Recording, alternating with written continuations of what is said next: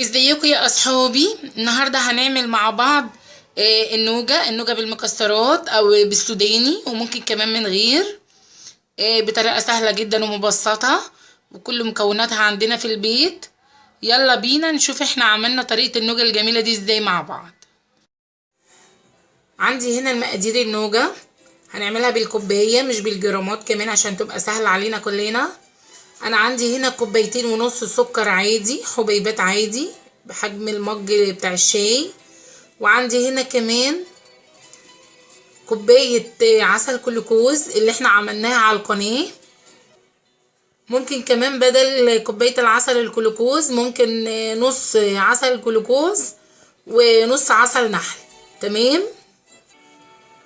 وكمان عندنا هنا معلقة فانيليا سايلة، تمام، او نص معلقة صغيرة فانيليا باودر. وكمان هنا في ربع كوباية مية، وربع كيلو سوداني مقشر يكون محمص. تمام. وكمان هنا نسيت اقولك كمان اساسي عندنا 2 بياض بيضة، ما ينفعش خالص يكون فيها اي صفار، نقطة صفار هتبوظها معانا. تمام. البولة او الطبق اللي هنحط فيها البياض ما يكونش فيها ولا نقطة مية، تكون ناشفة جدا وعليهم رشة ملح. هنا في حلة على النار انا حطيت السكر في الحلة وعليهم ربع كوباية المية، وكمان نزلت عليهم عسل الكلوكوز. تمام.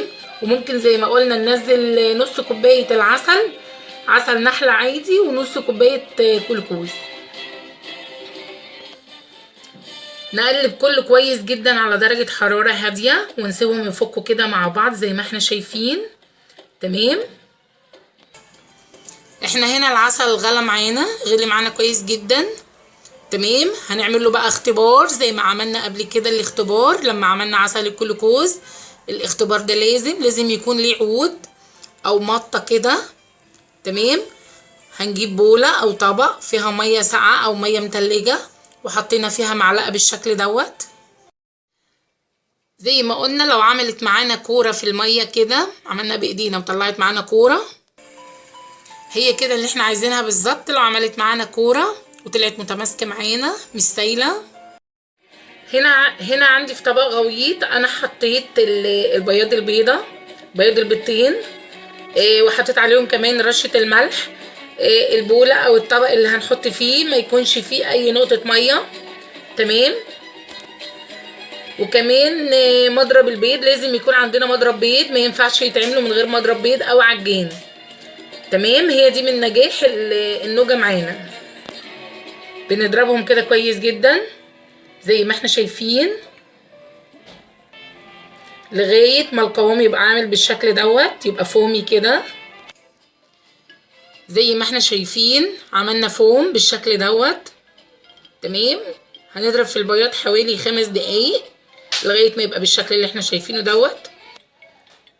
نزلنا هنا واحدة واحدة بالشربات اللي احنا عملناه مع بعض او بعسل الجلوكوز، ما يكونش بارد. تمام. هننزل واحدة واحدة ونضرب كمان، نكمل بالمضرب شايفين كده. تمام. ما نقولش الخليط سخن ولا حاجة، هننزل واحدة واحدة ونضرب على طول بسرعة جدا لغاية ما كل الخليط يخلص معانا وكل الخليط يتجانس مع بعضه مع المضرب كمان. وبعد ما اتخلط كويس زي ما احنا شايفين كله تجانس، هنا نضيف السوداني زي ما احنا عايزين او اي مكسرات عندنا زي ما انت عايزة.